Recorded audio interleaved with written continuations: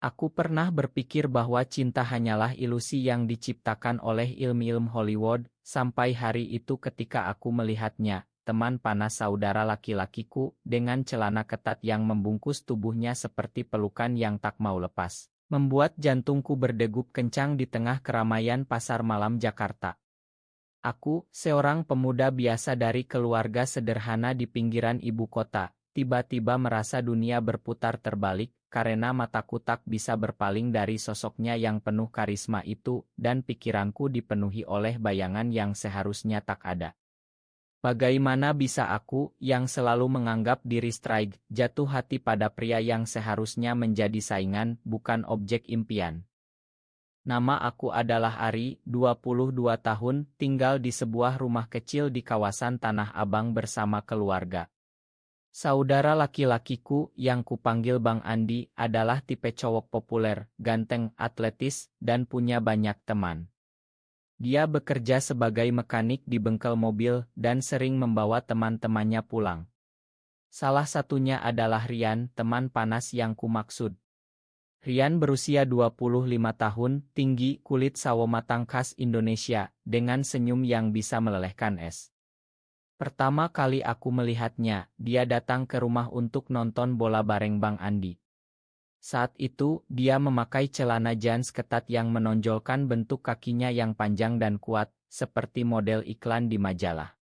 Aku duduk di pojok ruang tamu, pura-pura sibuk dengan ponsel, tapi mataku tak henti-hentinya melirik ke arahnya. Malam itu hujan deras mengguyur Jakarta, membuat jalanan banjir. Bang Andi dan Rian tertawa-tawa sambil minum kopi hitam, membahas pertandingan sepak bola. Aku diam-diam mendengarkan, tapi pikiranku melayang. Kenapa aku seperti ini, gumamku dalam hati. Sejak kecil, aku dibesarkan dalam lingkungan yang konservatif. Ayahku, seorang pedagang kain di pasar, selalu bilang bahwa pria harus kuat dan menikah dengan wanita baik-baik. Tapi sekarang, melihat Rian tertawa, dengan rambut basah karena hujan, membuatku gelisah.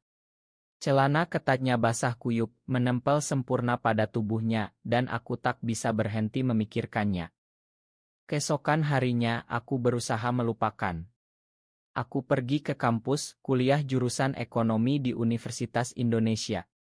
Tapi di kelas, saat dosen bicara tentang teori permintaan, pikiranku kembali ke Rian. Aku bayangkan bagaimana rasanya jika dia memelukku seperti dia memeluk Bang Andi saat gol masuk. Gila, Ari, stop, bentakku pada diri sendiri. Malamnya, Bang Andi bilang Rian akan datang lagi. Hatiku berdegup. Saat Rian tiba, dia memakai kaos oblong dan celana pendek, tapi ingatanku masih pada celana ketat kemarin.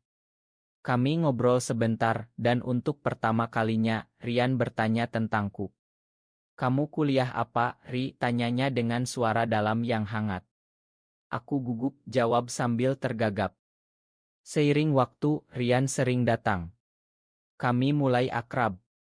Dia cerita tentang hidupnya di Surabaya, pindah ke Jakarta untuk kerja sebagai desainer grafis. Bang Andi sering pergi keluar, meninggalkan kami berdua. Suatu sore saat hujan lagi, Rian dan aku duduk di teras, minum teh hangat. Kamu tampak murung akhir-akhir ini, katanya. Aku terkejut. Gak kok, jawabku bohong. Tapi matanya menatapku dalam, seperti membaca jiwa. Saat itu aku sadar perasaanku semakin dalam. Celana ketatnya hari itu lagi-lagi menjadi pemicu, tapi sekarang bukan hanya isik, itu kepribadiannya yang lembut, perhatiannya yang membuatku jatuh. Konflik mulai muncul ketika Bang Andi curiga. Suatu malam dia marah karena melihat aku dan Rian tertawa bersama. Jangan deket-deket Rian, dia temen gue, bentaknya. Aku kaget, tapi diam malam itu aku tak bisa tidur, memikirkan Rian. Esoknya, Rian datang sendirian. Andi lagi sibuk, katanya. Kami ngobrol panjang tentang mimpi, tentang keluarga. Dia cerita masa kecilnya sulit, ayahnya meninggal dini, dan dia harus kerja keras. Aku cerita tentang tekanan dari ayah untuk menikah cepat. Cinta itu nggak selalu sesuai harapan, katanya bijak. Saat itu, tangannya menyentuh bahuku dan listrik menyambar tubuhku. Perasaan ini semakin rumit. Aku mulai mencari tahu tentang diri sendiri. Di internet, aku baca tentang LGBTQ di Indonesia, tentang tantangan di masyarakat yang masih tabu. Aku takut, tapi juga lega. Suatu hari, di sebuah kafe di Blok M, aku bertemu Rian secara kebetulan. Kami minum kopi dan obrolan menjadi intim. Aku suka kamu, Ri, katanya tiba-tiba. Hatiku berhenti. Tapi Andi, gumamku. Dia tersenyum sedih. Andi tahu dia sahabatku, tapi perasaanku padamu berbeda. Aku terdiam, tapi dalam hati aku bahagia. Tapi kebahagiaan itu singkat. Bang Andi tahu dari teman kami. Dia marah besar, memukul meja. Kalian gila. Ini nggak bener, teriaknya. Aku menangis, Rian mencoba menenangkan. Konflik keluarga pecah. Ayahku marah, mengusirku sementara. Aku tinggal di kosan teman, tapi Rian datang membawa makanan. Kita hadapi bareng, katanya. Cinta kami tumbuh di tengah badai. Hari-hari berikutnya seperti mimpi buruk. Aku tinggal di kosan kecil di daerah Kemang, jauh dari rumah. Rian sering datang membawa nasi goreng awritku. Kami bicara tentang masa depan, tentang bagaimana masyarakat Indonesia masih sulit menerima hubungan seperti kami. Di Bali mungkin lebih bebas, katanya sambil tersenyum. Aku bayangkan kami berdua di pantai Kuta, berpegangan tangan tanpa takut. Tapi realita pahit. Bang Andi tak mau bicara denganku. Dia anggap aku pengkhianat. Suatu malam, Rian ajak aku jalan-jalan ke Monas. Lampu-lampu kota menyinari wajahnya, membuatnya tampak lebih tampan. Celana ketatnya malam itu lagi-lagi membuatku teringat pertemuan pertama. Kami duduk di bangku taman, dia pegang tanganku. Aku cinta kamu, Ari, bisiknya. Aku balas pelukannya, tapi air mata jatuh. Bagaimana dengan Andi, tanyaku. Dia diam, lalu cerita bahwa Andi sebenarnya tahu Rian gay sejak lama, tapi tak sangka aku juga. Konflik memuncak ketika ayahku tahu semuanya. Dia datang ke kosan, marah besar. Kamu bikin malu keluarga, teriaknya. Aku menangis, minta maaf, tapi dia pergi. Rian datang malam itu memelukku erat. Kita kuat, katanya. Kami mulai rencanakan pindah ke Yogyakarta, di mana teman Rian punya pekerjaan. Tapi sebelum itu ada pengkhianatan yang tak kuduga. Bang Andi yang kukira marah karena cemburu persahabatan, ternyata punya rahasia. Suatu hari, aku dapat pesan dari teman lama, Andi sebenarnya suka Rian juga, tapi tak berani ungkap karena takut. Itu sebab dia marah. Aku konfrontasi Andi di bengkelnya. Kenapa lo bohong, tanyaku. Dia menangis, akui semuanya. Gue takut kehilangan Rian dan sekarang lo ambil dia. Hatiku hancur. Saudaraku sendiri menyukai pria yang sama. Pengkhianatan itu membuatku ragu. Aku tanya Rian, tapi dia bilang Andi hanya sahabat. Tapi benih keraguan tumbuh.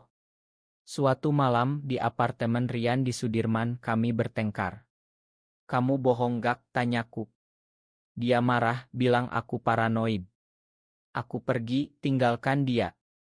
Malam itu hujan deras lagi, seperti pertemuan pertama. Aku jalan sendirian di jalanan basah, memikirkan celana ketatnya, senyumnya, tapi juga sakit hati. Keesokan harinya, Rian datang minta maaf. Kami bicara panjang.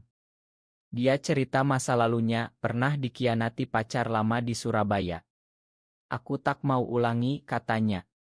Aku percaya, kami baikan. Cinta kami semakin dalam, penuh emosi. Kami jalan ke Bogor, naik kereta, nikmati pemandangan hijau. Di sana, di kebun teh, kami janji setia. Tapi masalah belum selesai. Keluarga Rian tahu, dan mereka tolak. Ibunya, seorang guru di Surabaya, bilang itu dosa. Rian depresi, tapi aku dukung. Kami mulai ikut komunitas di Jakarta. Secara diam-diam di sana, kami bertemu orang-orang seperti kami, cerita pengalaman. Itu beri kekuatan. Suatu hari Bang Andi datang ke kosanku. "Mari," katanya. Kami peluk baikan. Dia bilang dia akan dukung meski sakit hati.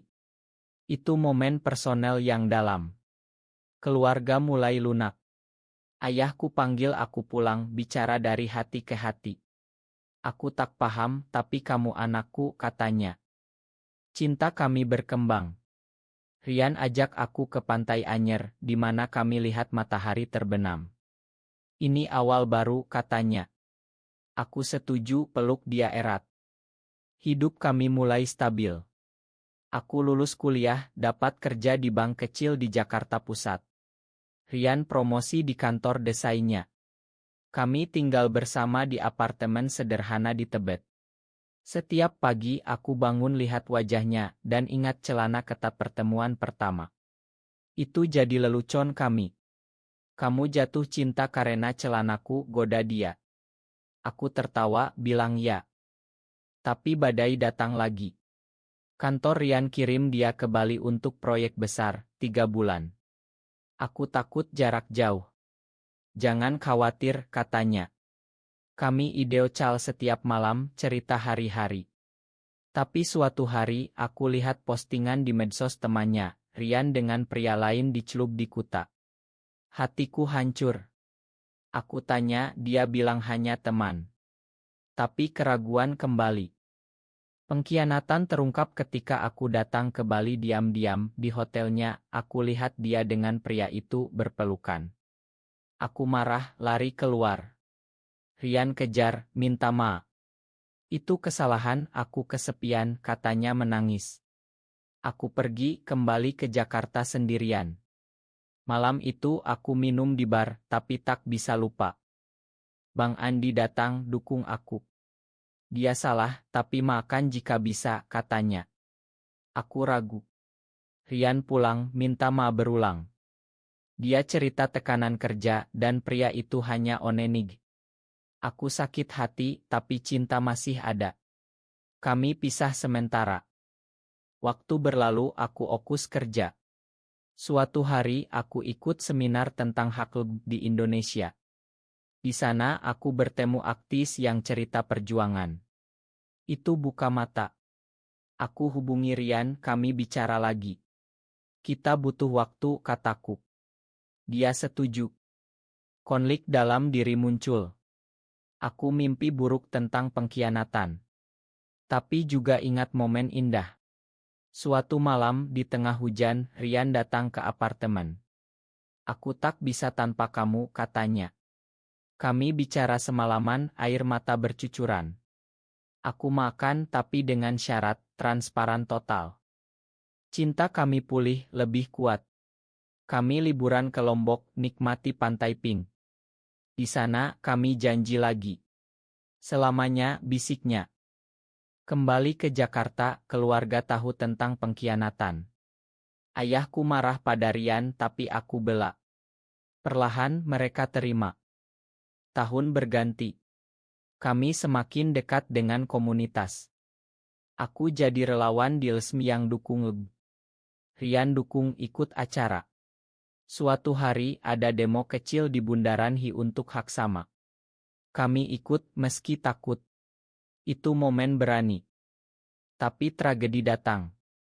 Bang Andi kecelakaan motor, koma di rumah sakit. Kami buru-buru ke sana. Di rescem, ayah dan ibu menangis. Rian dukung aku, pegang tangan. Saat itu ayah lihat kami dan untuk pertama kali tersenyum tipis. "Terima kasih udah nemenin Ari," katanya pada Rian. Bang Andi sadar dan pertama katanya, "Makan gue, Ri." Dan Rian jagain adik gue.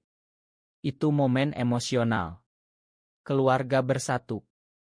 Cinta kami semakin dalam. Kami rencanakan pernikahan simbolis di Bali dengan teman-teman. Meski tak resmi di Indonesia itu berarti. Tapi akhirnya, kiamat. Rian sakit, diagnosis kanker. Aku hancur. Kami lawan bareng kemoterapi di Singapura. Aku jual aset, pinjam uang. Tapi kondisinya memburuk. Di rumah sakit, Rian pegang tanganku. Aku bahagia kenal kamu, katanya lemah. Aku menangis, bilang aku tak bisa tanpa dia. Rian pergi di pagi yang cerah. Aku hancur, tapi janji lanjut hidup. Setelah kepergian Rian, dunia gelap. Aku tinggal di apartemen kami, lihat barang-barangnya, termasuk celana ketak Aurit. Aku menangis setiap malam. Bang Andi dukung, ajak tinggal di rumah. Keluarga peluk aku. Aku lanjut kerja, tapi hati kosong. Suatu hari aku buka diari Rian, baca catatannya tentang cinta kami. Ari adalah cahayaku, tulisnya. Itu beri kekuatan. Aku jadi aktivis penuh waktu lawan diskriminasi di Indonesia. Aku cerita kisah kami di seminar, inspirasi orang lain. Bertahun kemudian aku bertemu seseorang baru, tapi Rian tetap di hati. Kisah ini ajar aku bahwa cinta tak kenal batas, meski penuh rintangan. Di Indonesia, kami lawan tabu, tapi hati tetap manusiawi. Aku sekarang hidup bahagia, ingat Rian sebagai pelajaran. Cinta itu indah, meski di kiamat. Akhirnya aku temukan kedamaian.